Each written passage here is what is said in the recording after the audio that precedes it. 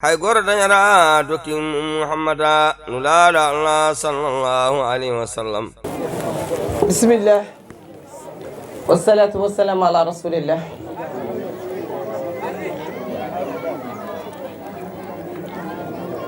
Ahabbai rasulillah. Eɗen paate tigi e namdal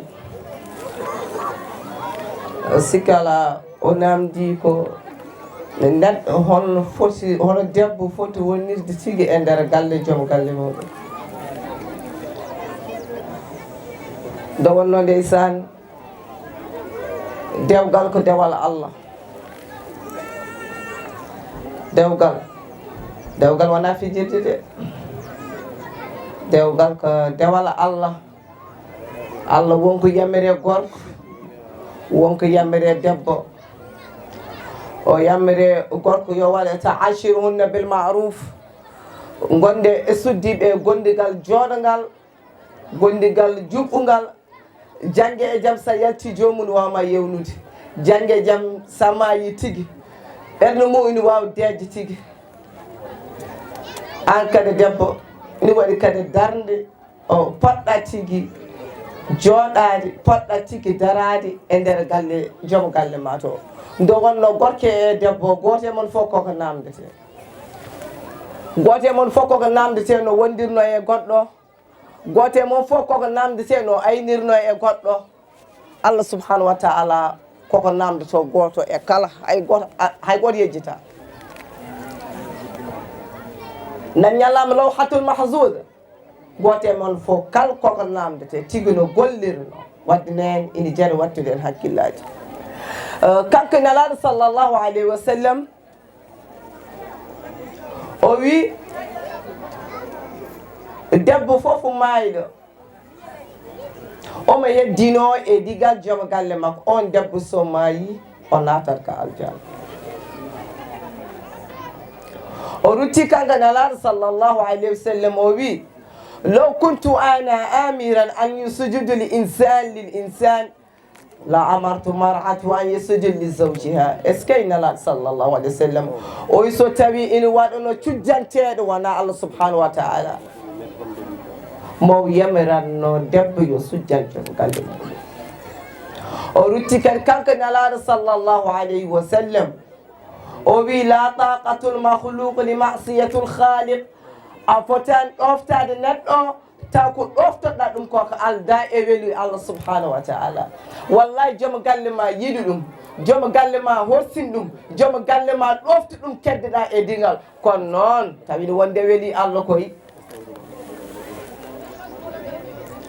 an gorke ne, an mo debbo wiyani woɗani joɗɗa tan mawnina goddan mbiya aljan ko min jogui taña kay an ko aljanno an liggaki ɗum.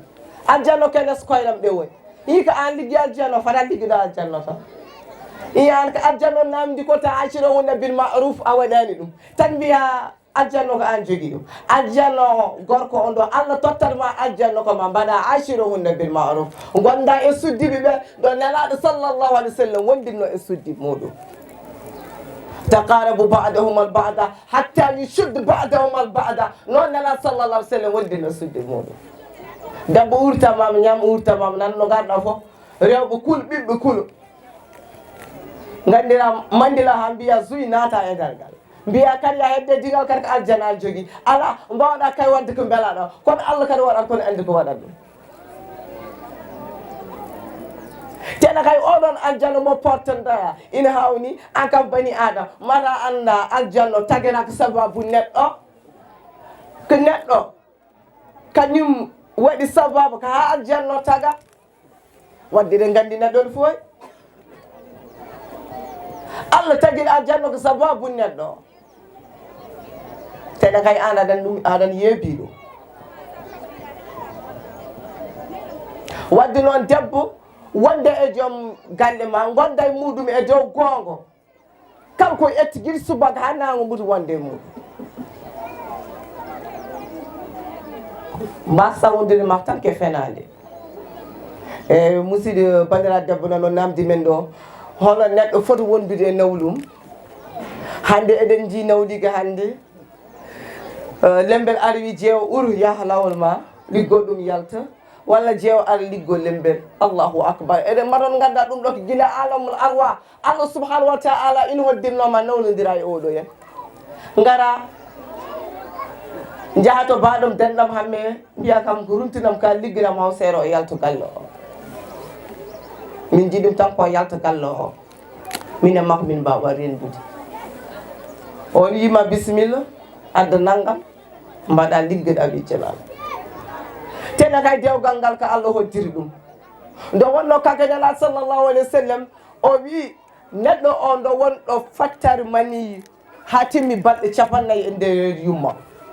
balɗe 40 fawti hen woni balɗe 18 o wi ndende malayka o arata winde kala ko wawi dañde e aduna.